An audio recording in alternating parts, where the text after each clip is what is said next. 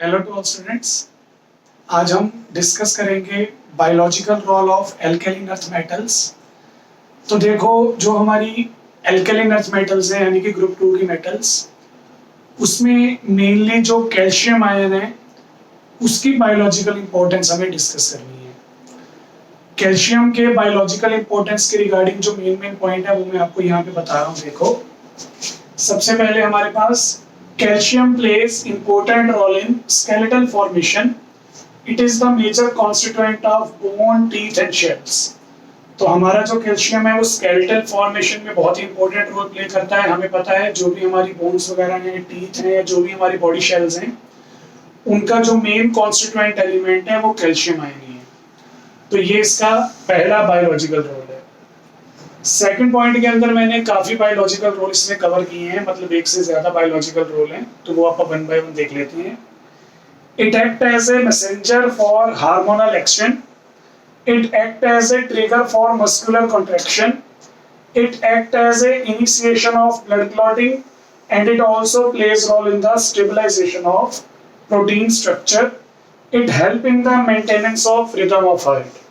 तो यानी कि देखो, जो अपनी बॉडी के अंदर जितने भी हार्मोनल एक्शन होते हैं, हार्मोनल चेंजेस होते हैं, उनके लिए कैल्शियम आयन जो है वो ऐसे मैसेंजर एक्ट करेगा।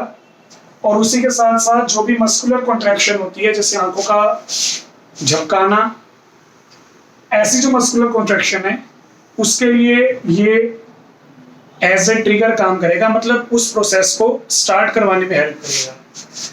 It act as a initiation of blood clotting, जब हमारे बॉडी में खून बाहर निकलता है उसके बाद खून थोड़ा सा जमना स्टार्ट हो जाता है, तो उससे हम ब्लड क्लॉटिंग बोलते हैं, उसकी भी इनिशिएशन करवाने में हेल्प करेगा।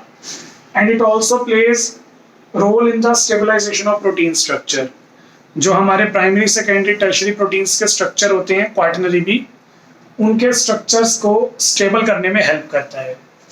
It help in the maintenance of rhythm of heart, आपकी जो हार्ट बीट है उसकी मेंटेनेंस करने के लिए भी कैल्शियम जो है वो काफी इंपॉर्टेंट रोल प्ले करता है। तो यहाँ पे जो मैंने आपको पहले 2 पॉइंट्स बताए, इनमें बहुत ही बेसिक से इसके यूजेस हैं जो मैंने आपको बता दिए। बेसिक रोल मैंने आपको बताए बॉडी के अंदर कैल्शियम आयन के। अब उसके बाद हमें पढ़ना है role of calcium ion in transport. तो यहाँ पे आप देखेंगे calcium ion plays important role in muscles. It triggers a signal that stimulates muscle to contract. In normal state, concentration of calcium ion in intracellular fluids is low because all calcium ion muscle is pumped into the sarcoplasmic reticulum. तो इसने बोला कि जो हमारे calcium ion होते हैं उनका muscles में बहुत ज्यादा इंपॉर्टेंट रोल है। जो भी हमारी मसल कॉन्ट्रैक्शन होती है, मसल कॉन्ट्रैक्शन को ट्रिगर करता है, जिससे हमारी मसल्स जो हैं वो स्टिमुलेट होती हैं और कॉन्ट्रैक्शन शो करती हैं। अगर मैं नॉर्मल स्टेट की बात करूं, नॉर्मल स्टेट का मतलब अभी आप मसल कॉन्ट्रैक्शन को नहीं कर रहे हैं, अभी वो प्रोसेस स्टार्ट नहीं हुआ, तो नॉर्मल स्टेट के अंदर जो हमारे कैल्शियम आयंस की कंसंट्रेशन होती है वो इंट्रासेलुलर फ्लूइड्स में बहुत ज्यादा कम होती है, क्योंकि हमारे सारे कैल्शियम आयन जो होते हैं वो सार्कोप्लाज्मिक रेटिकुलम के अंदर पंप्ड होते हैं। लेकिन जैसे ही हमें कोई सिग्नल भेजना होगा, हमें मसल कॉन्ट्रैक्शन करवानी होगी, मसल कॉन्ट्रैक्शन को ट्रिगर करवाना होगा, तब हमारे कैल्शियम आयंस जो होते हैं वो सार्कोप्लाज्मिक रेटिकुलम से निकलते हैं, वहां से रिलीज होते हैं और फिर वो चले जाती हैं हमारे इंट्रासेलुलर फ्लूइड से एक्स्ट्रा सेलुलर फ्लूइड में।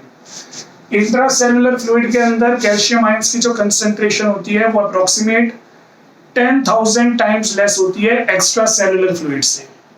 तो जब भी हमें कोई मसल कॉन्ट्रैक्शन के रिगार्डिंग मैसेज जो है वो कन्वे करवाना है, हमारे मसल कॉन्ट्रैक्शन को ट्रिगर करवाना है, तो कैल्शियम आयन जो होते हैं वो सार्कोप्लाज्मिक रेटिकुलम से रिलीज होते हैं और चले जाती हैं हमारे एक्स्ट्रा सेलुलर फ्लूइड्स के अंदर। उसके बाद वहां पे मसल कॉन्ट्रैक्शन जो है वो प्रोसीड होती है। तो ये टॉपिक था हमारा biological role of alkaline earth metals का, कंप्लीट हो चुका है। नेक्स्ट टॉपिक में हम डिस्कस करेंगे बायो इनऑर्गेनिक केमिस्ट्री में, हमारा लास्ट टॉपिक है नाइट्रोजन फिक्सेशन का। Thank you. हो गया।